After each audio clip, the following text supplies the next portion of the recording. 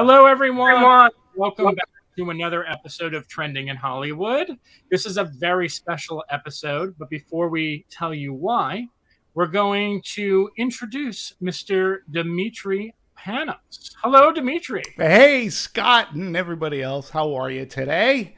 I'm doing well, Demetri. How are you? Oh, I'm fantastic. You're right. We do have a very special episode. To me, I'm very excited, actually, I'm very excited to dive into this episode.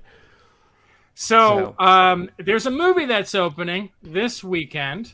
May have heard of it. You may have heard about it. It's like a little indie, and there's been no buzz about it at all. Nothing on social media. Like no one knows about this. Denis Villeneuve has kind of made this movie called Dune, and it's opening today in wide release across the world. It's been out internationally already for a few weeks, but here in the States it's opening. And we kid. We know this is one of the biggest movies of the year, and we are so happy to have with us today Donald Mowat, who is the hair and makeup artist extraordinaire. Hi, Donald. How are you? Hello. I'm really well. Thank you. That's a very kind introduction. Thank you. Hey, guys. Welcome. Hey, how are you? So, how we want to start, Donald? We're kind of gonna go over the basics. Kind of, we know this. Unfortunately, a lot of people, when it comes to below the line, they're not as familiar. Sadly, even though you make the movies happen, we know that the average person sadly doesn't know what everyone does and what the job entails. So I think we're just going to start off with some boring softball questions for you, but it'll help the audience kind of get to know you. Okay. And of course, the starting off point is what and when made you want to become a makeup artist? I guess the easiest way to answer it is when I was a kid. So I loved movies. I really loved movies. And I went a lot with my father, with my brother, to Saturday matinees and things. I loved it. And I think as I started to get a little bit older and you start to look at the credits and, the fact that I was looking at the end and waiting to see the music and all the credits. And I kept seeing, I thought costume and my eyes everything kind of pricked up when I would see it and go. And I also saw a lot of men's names, and it made me think, costume and makeup, because I was this, I grew up in Montreal, Canada, and I can't skate. How about that? So I went to the movies on Saturday. Most kids went skating.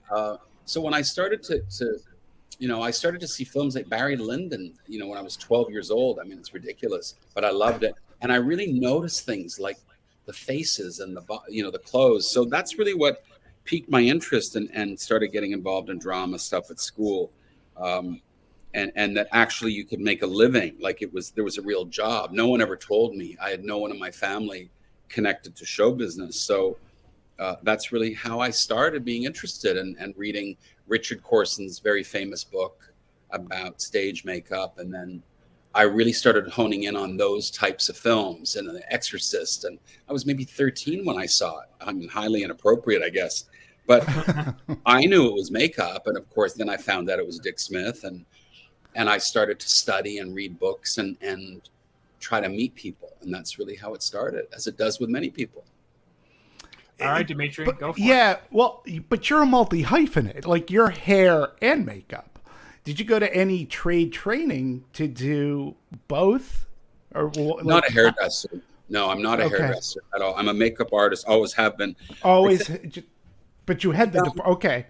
I think as a department head and as a designer, I think the whole concept, I basically learned on the job, which is how we used to do it. I mean, I kind of wish it was still the same.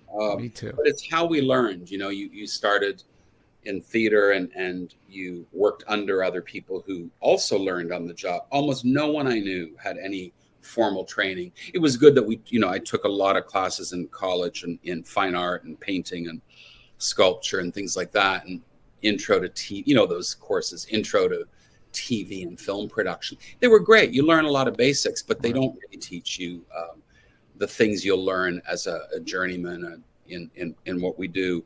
And I think the hair thing came up only in the last few years because more and more productions that I was involved with, kind of the director wanted someone to just kind of oversee, like, what's this going to look like?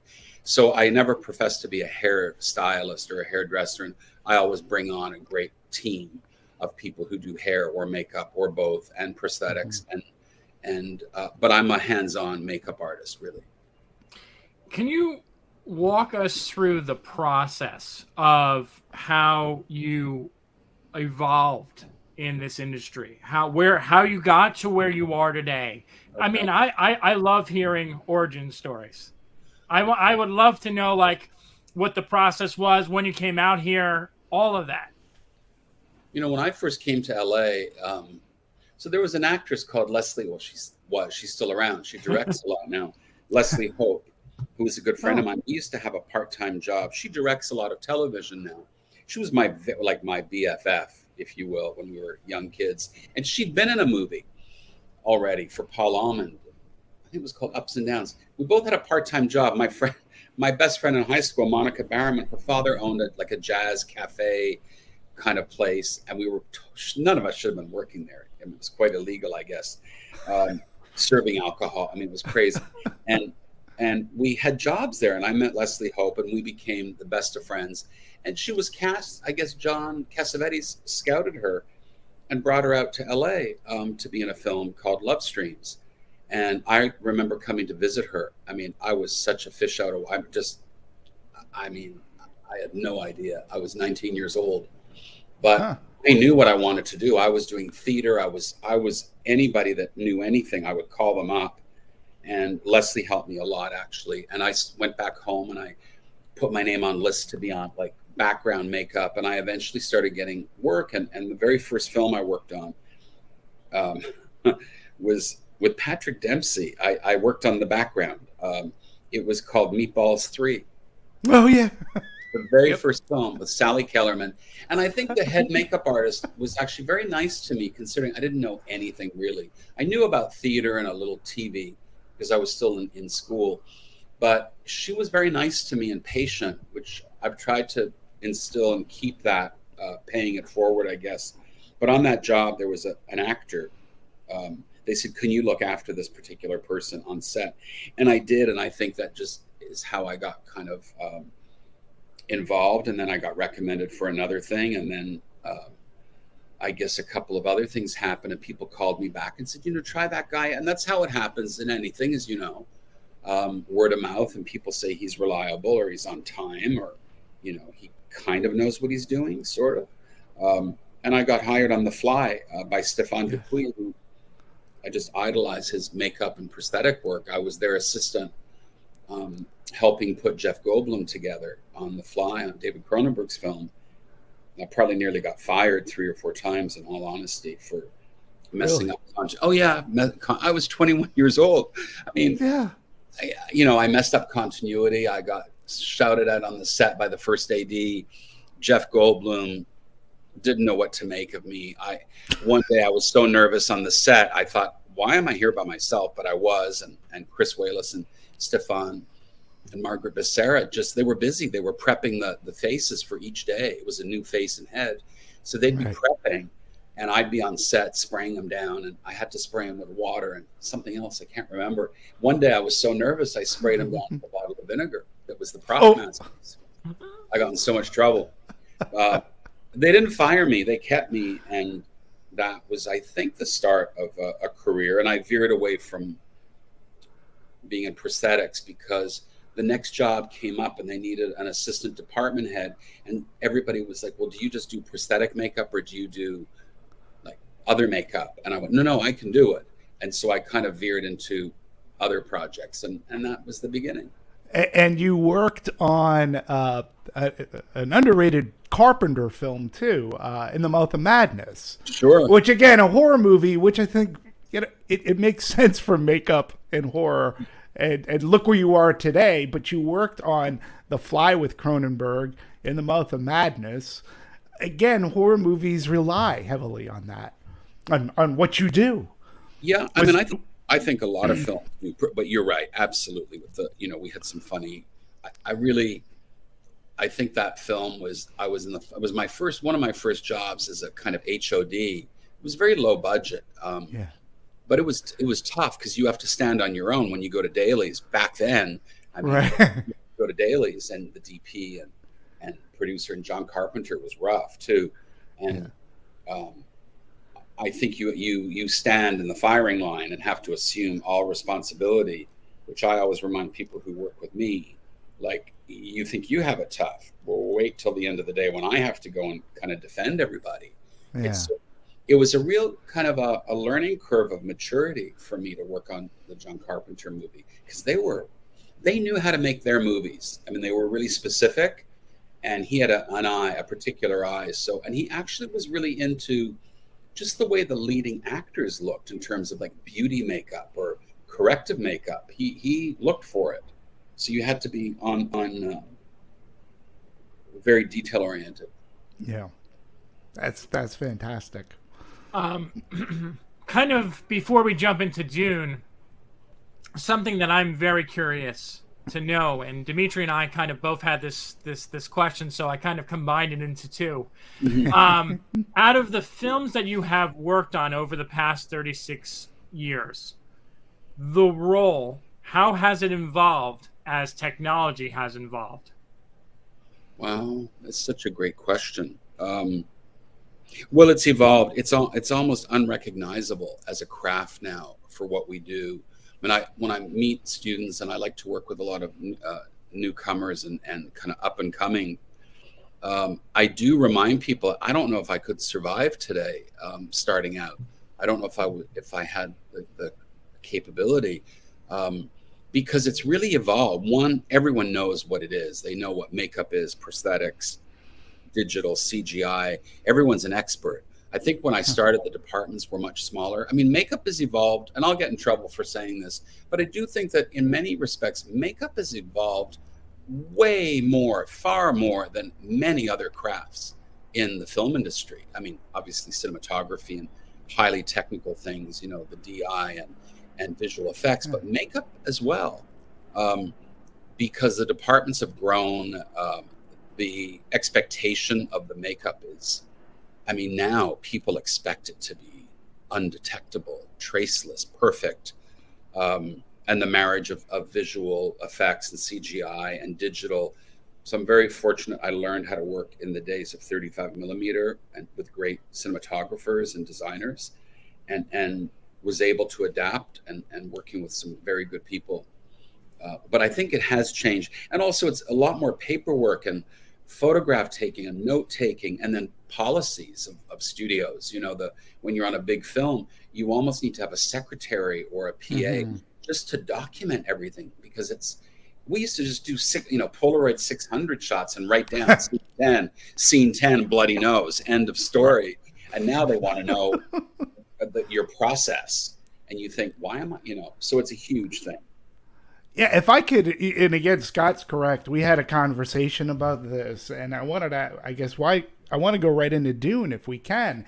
And I'm skipping ahead in my question, but much of Dune is filmed with IMAX cameras and the Alexa. So this goes into our technology thing. So does the format in which that movie is filmed affect your process? Whether if you're going with regular Alexa, but then you're going to the fullness and richness of IMAX, what do you have to take note of? How does that affect what you do? Well, I'm not the most technical person. And I mean, I think that I've learned a lot. To be honest, I really learned a lot about the Alexa and working with it with Roger Deakins, because we all worked on Skyfall. And in fact, Roger, it's kind of because of Roger and James that I was recommended to Denis Villeneuve. But I learned a lot, because Skyfall was, talk about the line of fire and epic cinematography and filmmaking. The pressure, and being the makeup man for Daniel Craig was a huge pressure. And I think Greg, unbelievable cinematographer from Dune, we spoke, and we had a couple of meetings, and we did some tests, but I think I felt more comfortable as far as the technology, because I've worked with Paul Lambert, our VFX. I've worked with our editor. I've worked with Denny. I felt very comfortable that I was working with the best of the best, and we all respect each other's process and what we do. Occasionally, I could go to Greg and say, "Do you think I'm wrong?" If because Denis wants, Rebecca and Timmy very pale.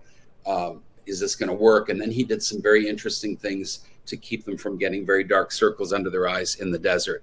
Mm-hmm. And so, I'm sorry. No. Well, I was just going to say, like, do you have to, because if you remember when HD was being first introduced to cinema, digital. Oh, yeah. There were many movies that didn't take account for the sharpness and crispness, and you could see the makeup. You could see it on the neck, and you'd go, oh my God, this is a problem. So do you ever have, especially now with IMAX, and being that they have digital IMAX, do you have to go to yourself, I got to tone this down because they're going to notice? I mean, I'm so glad you brought it up because, a lot of us, and I've spoken to many of my colleagues, we don't, everyone thinks their job is the most important job on a film set. That's for certain. I know. But I do think that we don't often get the credit for how hard, particularly, I mean, everyone does what they do and we all respect that. But there is a pressure when you're looking at a face and it's magnified. My philosophy is usually if I see it, and it's always been, if I see it, well, now I wear glasses. I didn't then, but when I didn't wear glasses, if I could see something, if I could see the work, whether it was a bit of glue or lace, then I knew other people would see it. And so the work has to be as invisible as possible. And that's sometimes very difficult because you have to often go to your director and say, look, if I do that and and we're going to see this. And I remember when you could start seeing hair on people's faces, like like sort of peach fuzz. And yes, it exists in life. There's no question. In certain films, it serves the narrative. But on a lot of films, do you really need to see the hair up someone's nose? No. I don't think it's how you tell a story. But I really think we work. And the teams work very, very hard at making sure if I go to set and I look and I go, is that going to work? And occasionally you can look through the lens or go to your DP or go into the DI tent and see that you've maybe done too much concealer. Or sometimes when you're doing bruising and character details, the colors you think will work don't work. The reds particularly for me. And if you work with someone like David Fincher, he's very sensitive to red. I mean, that's a thing. Yet I quite like it on complexion because many people have a lot of pink and red in their skin, and I like to see it. I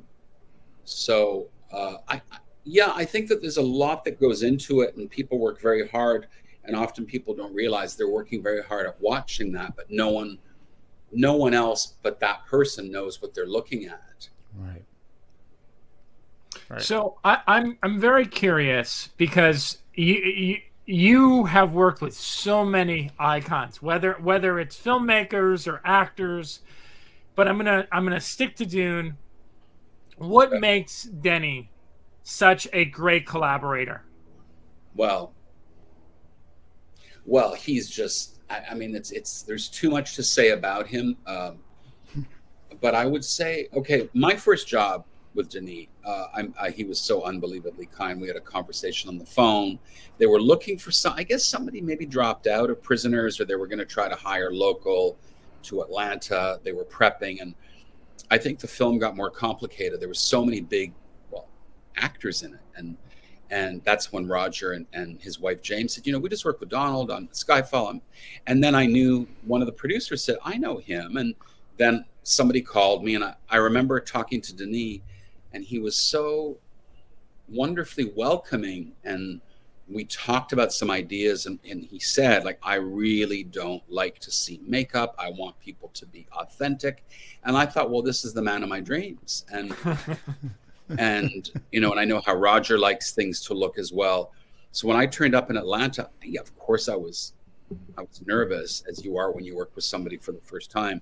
But I knew Paul Dano from prior job. I knew Maria Bello. I knew Melissa Leo, and then of course I met Jake Gyllenhaal, and it just came together, and Denis just would come into the trailer and we discussed every character, and I just presented him what I thought the makeup should be.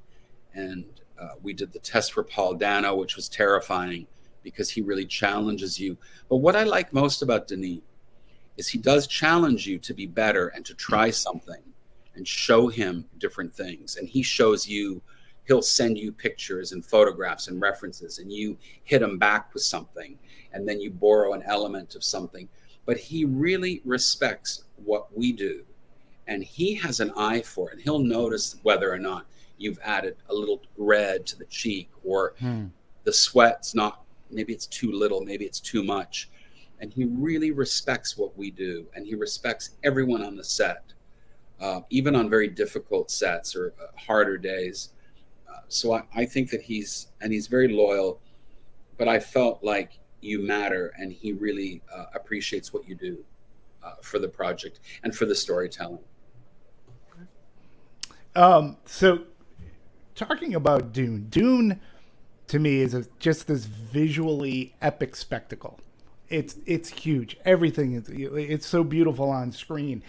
But also when I look at it, and there's so many actors, people, background, right?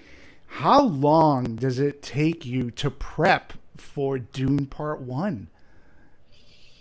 Well, I mean, again, it's to Denis' credit for being a director who actually really wants you there in prep. He wants you there the way props and costume and everybody else, because on most films, I mean, I could be corrected by other people, but I find that we come in very late, makeup and hair. We come in very late in the process, suddenly, and more so in recent years, where you might have a newer producer who doesn't see what we may have to come up with, tattoos and prosthetics and things.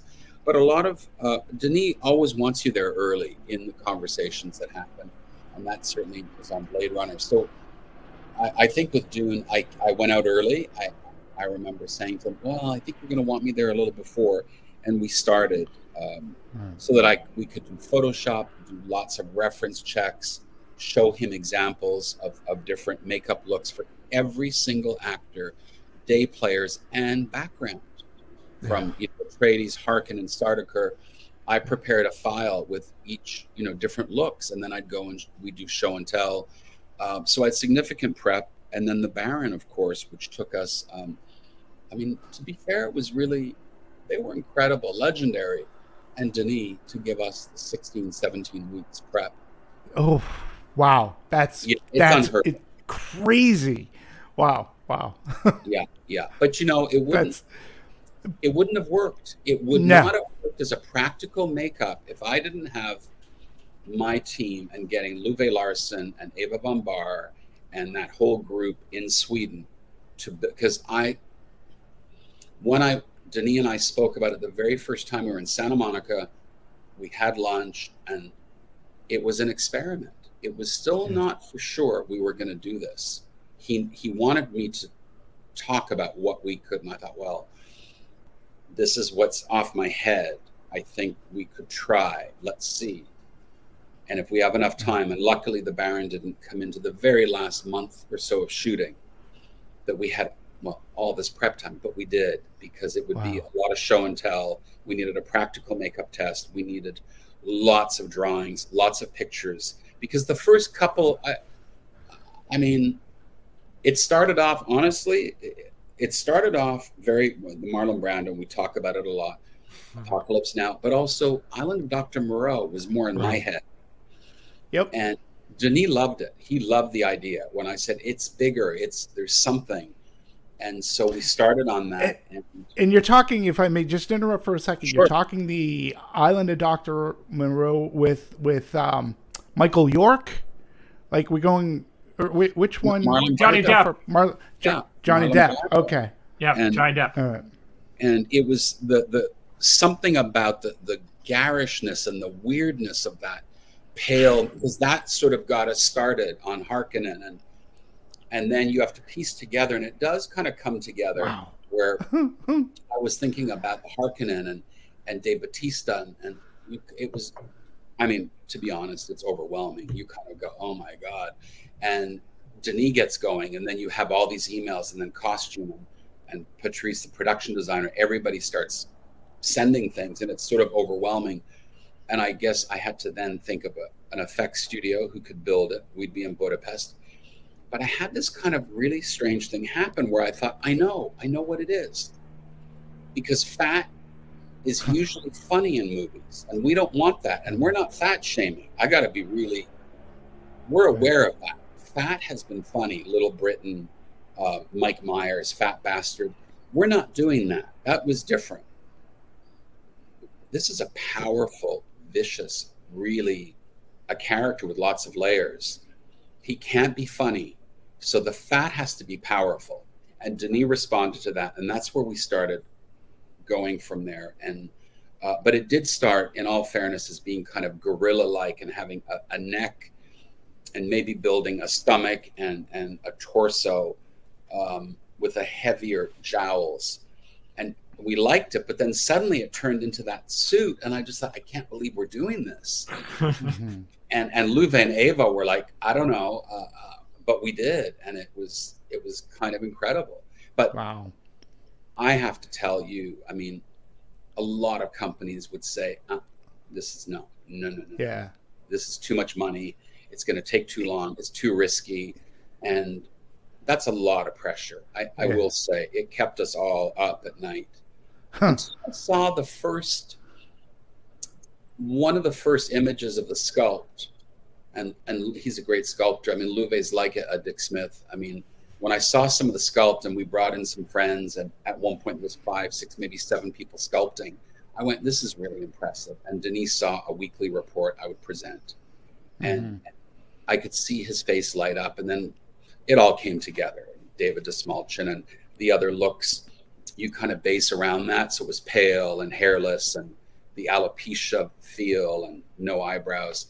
And so that, you know, and all those 3 guys, David Desmalchin, Dave Bautista, and Stellan, all worked at the very last couple of weeks of filming. Oh, okay. Right. I mean, is it true it took 7 hours to get him in that Well, to be honest, no. I mean, I think that, I don't know. I've heard so many versions. I think I finally said to somebody at a Q&A at Warner Brothers, okay, let's set the record straight, because it makes us look like we took a long time. To be honest, when he was without clothes, the bathtub sequence with the oil, and there was one, in the steam room. That's the longest the makeup took, which was really at 6.5 hours. But and that was for a couple of days, but when he was dressed, Jacqueline made that beautiful costume for him. When he was in that, it really was 4 hours. Oh, okay. You so know, that's not too long at all. No, with 5 people, but I felt like, I don't know why I'm defensive when people say 8 hours. Stellan says, and I go, no, I think it's because you want to be realistic, and especially in this day and age where stuff gets reported so incorrectly all the time. Well, that's it, Scott. Yeah. And also, you know, I think that also our